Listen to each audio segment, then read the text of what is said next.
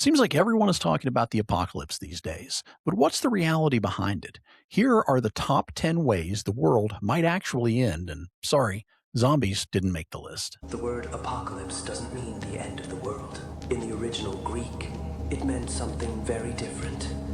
It meant a revelation. Coming in at number 10 on the list is a gamma ray burst. Now, this would come from a distant star collapsing and sending a concentrated beam of radiation across space. If Earth happened to be in the path of that beam, there would be no warning. The ozone layer would begin to break down, radiation levels would rise, and within weeks, the surface of the Earth would become increasingly hostile to life. It's fast, it's absolute, and the only reason it ranks this low is because the probability of it affecting Earth is extremely small. Number 9 is an asteroid impact. Most people immediately think of the one that wiped out the dinosaurs, which was roughly 6 miles wide. But you don't need something that large to cause serious problems. An object just a few hundred meters across would be enough to flatten a city or devastate an entire region. The real danger isn't just the impact itself, but what comes after. Dust and debris thrown into the atmosphere can block sunlight and disrupt weather patterns, leading to strain on global supply chains and food production. You don't need extinction-level damage to trigger widespread collapse. Number 8 is a supervolcanic eruption. Now, we've already had a real-world example of how disruptive this can be. In 1815, the Mount Tambora eruption released massive amounts of ash and sulfur dioxide into the atmosphere. That sulfur reflected sunlight and cooled the planet, leading to what became known as the year without a summer. Crops failed across North America and Europe, food shortages spread, and weather patterns shifted globally. That was from a single eruption. A true supervolcano would amplify those effects, not causing immediate destruction everywhere, but creating long-term global instability driven largely by food shortages. Number 7 is artificial intelligence. This isn't about machines rising up like you see in the movies. It's about the increasing complexity of the systems we depend on every day, including power grids, financial systems, and logistics networks. If those systems begin operating beyond human oversight or faster than humans can effectively intervene, small failures can begin to cascade. Those failures may not be dramatic at first, but they can compound over time. Once multiple critical systems begin to fail, recovery becomes extremely difficult. Number 6 is a solar superstorm. Now, this would come from a massive burst of energy from the sun hitting Earth directly. We've seen a version of this before in 1859 during the Carrington event, when telegraph systems were damaged. If a similar event happened today, it would be far more disruptive. It could take down large portions of the electrical grid, destroy transformers, disable satellites, and knock out communications. Without electricity, fuel distribution stops, food distribution stops, and access to information disappears. Modern life doesn't gradually degrade in that situation. It comes to a halt. Number 5 is an ecosystem collapse. This happens when key natural systems begin to break down, including pollinators, soil health, and ocean stability. Each of these changes can seem manageable on its own, but they are all interconnected. When enough of them begin to fail at the same time, it directly impacts food production. This is not something that happens overnight, but it builds steadily over time.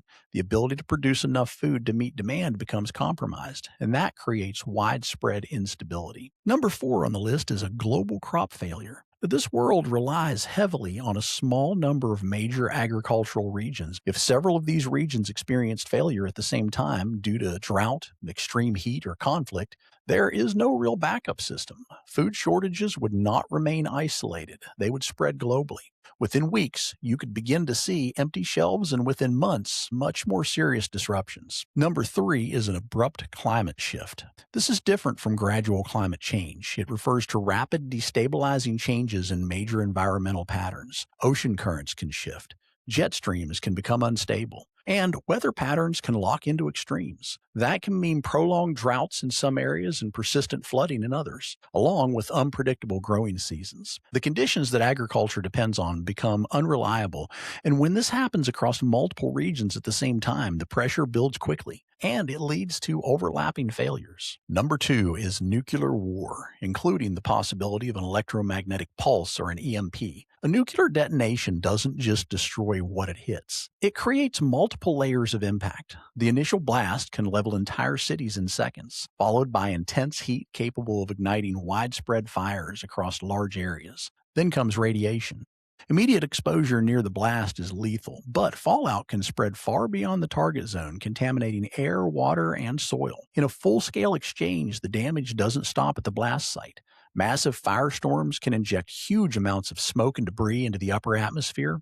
That material can block sunlight, lower global temperatures, and disrupt growing seasons. This is what's referred to as a nuclear winter. Even countries not directly hit would feel the effects through global food shortages and collapsing agricultural output. At the same time, nuclear detonations, especially high-altitude bursts, can generate electromagnetic pulses that disable electronics across wide areas. Power grids fail, communication collapses, and transportation systems break down. What makes this scenario especially dangerous is the combination of immediate destruction and long-term global consequences. And number one on the list is a global pandemic. Now, we already had a recent example of how disruptive a pandemic can be. COVID-19 did not collapse civilization, but it exposed how fragile many systems are. Hospitals were pushed to their limit, supply chains were strained, and entire industries slowed or stopped. If you increase the severity even slightly, the impact changes significantly. A mortality rate of around 5% or a disease that affects healthy individuals as severely as those with underlying conditions would create far greater disruptions.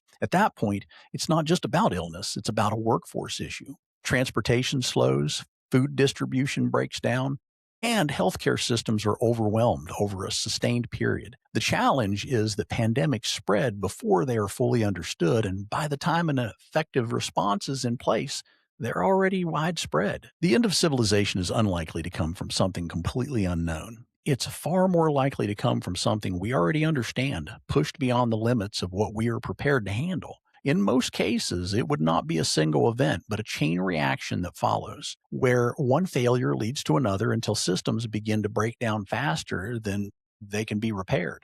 Does that mean something like this is going to happen in the next 100 years? Maybe, maybe not. The truth is, no one really knows. But what we do know is that the risks are real and that they are not purely theoretical. The same kind of disruptions that could scale into something much larger are already happening on smaller levels all the time. The point is not to live in constant fear. It's to understand the world as it is and as it actually works, and to recognize that both global and local disruptions are part of that reality. Whether it's a major natural disaster, a prolonged power outage, or a breakdown in supply chains, events that disrupt normal life happen far more than people like to admit. The people who come through those situations the best are not the ones who panic in the moment. They are the ones who took simple, practical steps ahead of time. You do not need to expect the end of the world, and you do not need to overhaul your life around worst-case scenarios. But it is reasonable to be prepared for things not going according to plan. In the end, preparedness is not about fear. It's about resilience and about making sure that when something does go wrong, you are in a position to handle it. This has been After the Fall, conversations about post-apocalyptic fiction, science, and survival. If you enjoyed today's episode, follow the show and share it with a friend. And if you'd like to experience the story that inspired the podcast, check out my novel, Seasons of Ash. Visit johnmichaellane.com for more information.